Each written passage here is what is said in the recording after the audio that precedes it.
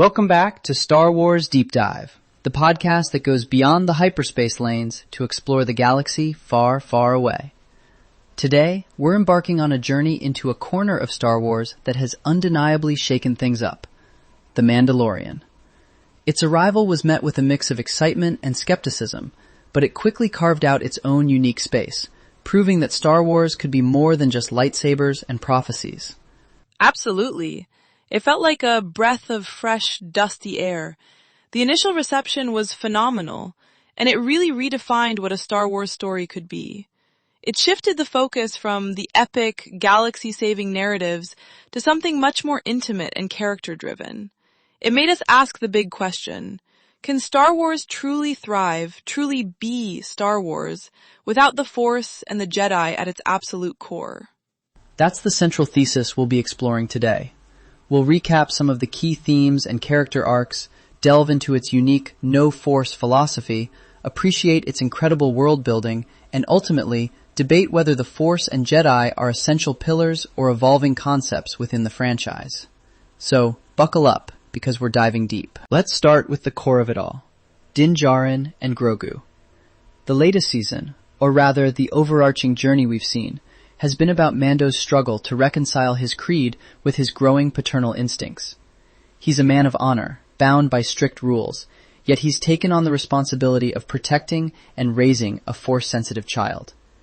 This internal conflict is the engine driving so much of the narrative. And that's where the brilliance lies, isn't it?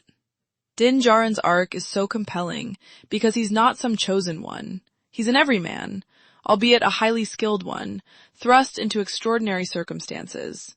His evolution from a lone, stoic bounty hunter to a devoted father figure, willing to bend and even break his own sacred rules for Grogu, is incredibly powerful. It's a testament to the character writing. Grogu, of course, is the heart of it all. While he's Force-sensitive, the show doesn't always lean into that overtly. Instead, his development is shown through his bond with Mando, his curiosity, and his growing capacity for both playfulness and danger. He's not just a plot device, he's a character with his own agency, even if that agency is often expressed through adorable, innocent actions. And we can't forget the supporting cast. Characters like Greef Karga, the pragmatic guild leader, or Bo-Katan Kryze, with her own complex ambitions, add so much depth. They represent different facets of this post-Empire galaxy, and often serve as foils or allies that challenge Mando's path and force him to confront difficult choices. They ground the story in a tangible reality. This brings us to the core question: the Mandalorian's distinct lack of overt, Force-wielding protagonists. The show is built around bounty hunters, smugglers, and the gritty, often morally ambiguous underbelly of the galaxy. It's a Star Wars story told from the perspective of those operating outside the grand Jedi versus Sith conflict. And that's what makes it so refreshing. It pulls back the curtain on a part of the galaxy we rarely see.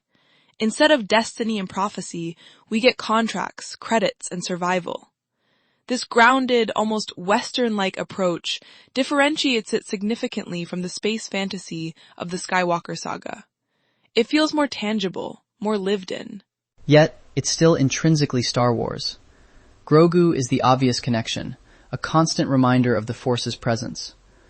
But even beyond him, there are subtle nods, the lingering Imperial remnants, the whispers of ancient Jedi lore, the very existence of the Bounty Hunters Guild. It all serves to place this street-level story within the larger, established universe without making it the sole focus. Exactly. The appeal lies in that perspective. We see the galaxy through the eyes of people who are just trying to get by, who might not even believe in the Force, or at least don't understand it. It provides a different kind of tension.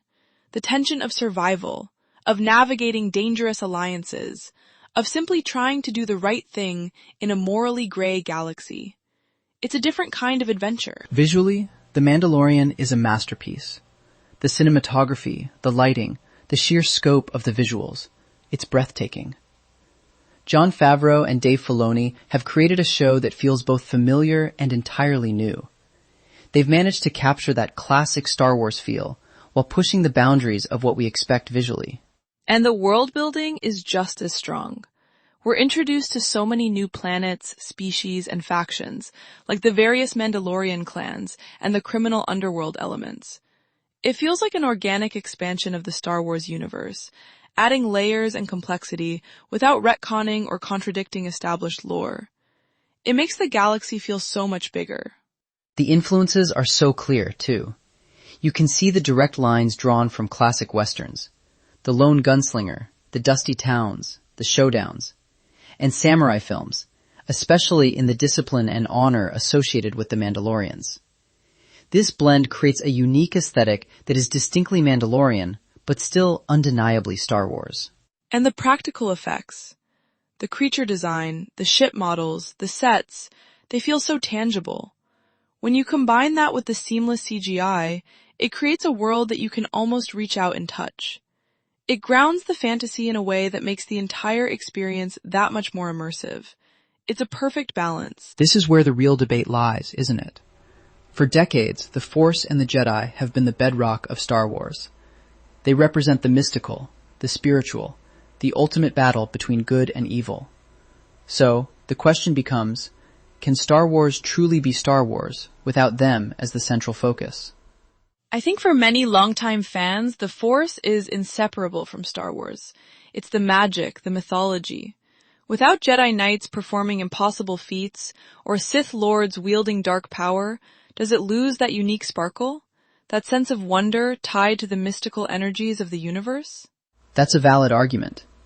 However, The Mandalorian makes a compelling case for evolution.